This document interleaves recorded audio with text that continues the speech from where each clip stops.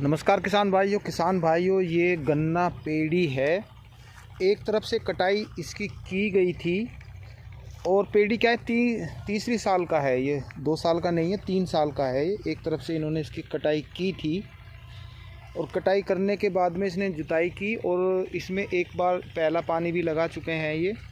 और पहला पानी लगाने के बाद इन्होंने इसमें क्लोरोपाइरीफास प्लस साइपरमेथ्रिन जो आता है, जिसे हमला के नाम से जानते हैं, और उसके साथ में लैम्बडा, इन 2 दवाइयों का कॉम्बिनेशन बना के स्प्रे की थी। फ़िलहाल ये स्प्रे इसमें क्लोरोपाइरीफास, केवल क्लोरोपाइरीफास का ही स्प्रे इसमें ये कर रहे हैं। कहने का मतलब है, अभी मैं आपको दिखाऊं जो फ़िलहाल बीमारियां हैं, इसीलिए मैं कई वीडियोस पे बना चुका हूं। देखो, ये समस्या है फ़िलहाल जो ये सुंडी की पहली पीढ़ी है ये आ चुकी है। ये जो तितली है ये अंडे देती है और अंडे भी मैं अभी दिखा रहा हूँ आपको इसमें किस टाइप के देती है। अभी मैंने एक पौधा देखा था, देखो ये रहा, ये इसके अंडे हैं। इसमें से बच्चे निकलेंगे लगभग 7 से 8 दिन में, पूरी प्रक्रिया हो जाएगी और ये अंडे यहाँ पर चले जाएंगे, गोब में चले जाते हैं और यहाँ पर फिर ये इसकी गोब सूख जाती है। तो सबसे बड़ी समस्या इसकी देखो ये है, ये जो दिखाई दे रही है। तो फ़िलहाल यदि आपका ऐसा गन्ना पेड़ी है तो उसमें देखो ये स्प्रे कर रहे हैं, ये लड़का स्प्रे कर रहा है। क्या हाल है भाई, ठीक है? तो देखो ये स्प्रे कर रहा है। समस्या वही है जो मैंने आपको बताई थी। तो यदि आपकी इसमें इन्होंने जो पहली स्प्रे करी थी लगभग 25 दिन पहले की थी, अब ये दोबारा इस पर स्प्रे कर रहे हैं। लेकिन मेरे हिसाब से अब भी ये लेट ही हैं, क्योंकि अंडे रखे जा चुके हैं और ये क्लोरोपाइरीफास की कर रहे हैं। तो इनको मेरे हिसाब से तो प्रोफेनोफोस प्लस साइपरमेथ्रिन करना चाहिए, क्योंकि प्रोफेनोफोस ही एक ऐसी दवाई है जो पत्ती के आर पार होती है और वो अंडा मारने में भी सक्षम है।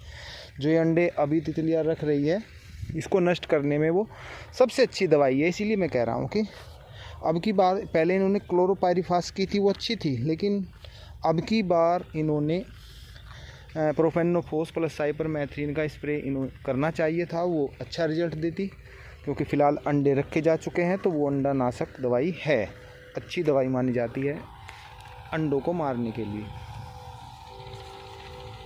तो ये जानकारी आपके लिए फ़िलहाल बहुत अच्छी है। अब पहली पीढ़ी आ रही है। कुछ जगह तो जो मेरे पास कमेंट भी आए हैं, कुछ जगह ये काफ़ी नुकसान भी कर चुकी है। यानी कि इसका सीधा साधा संबंध गर्मी से होता है। जिन इलाकों में ज़्यादा गर्मी पहले पड़ चुकी है तो वहाँ ये एक्टिव पहले हो जाती है।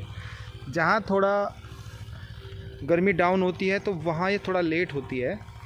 तो मैं इसीलिए बता रहा हूँ, गर्मी पर भी ये बहुत कुछ निर्भर करती है। इसकी 1 साल में 6 पीढ़ियाँ आती हैं। पहली पीढ़ी ने दस्तक दे दी है, कुछ जगह ये दस्तक दे करके जा भी चुकी हैं, वहाँ पर नुकसान चालू है। एक बार इसके जैसे मैंने बताया, दिखाया, वो तितली दिखाई, फिर अंडे दिखाए।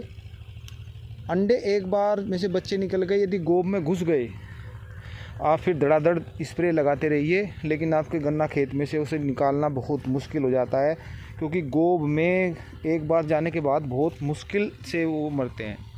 और अब तो फ़िलहाल ये छोटे पौधे हैं, अब तो जो दवाई आप डालोगे तो उसका असर चला जाएगा, मर भी सकते हैं, लेकिन जो इसकी अगली पीढ़ी आती है वो तो फिर मरती ही नहीं। तो मेरे कहने का मतलब है, अब आप लेट मत करें, अपने गन्ना खेत पर जाएं, देखें ये तितली दिखाई दे रही है और जो मैंने दिखाए हैं ये अंडे इस टाइप के दिखाई दे रहे हैं, तो तुरंत इसमें एक स्प्रे आप लगा दें, तो उसका आने वाली बीमारियों से एडवांस में सुरक्षा हो जाएगी। वरना नुकसान होगा, लगाना आपको फिर भी पड़ेगा। फिर मिलते हैं, तब तक के लिए सभी किसान भाइयों को नमस्कार।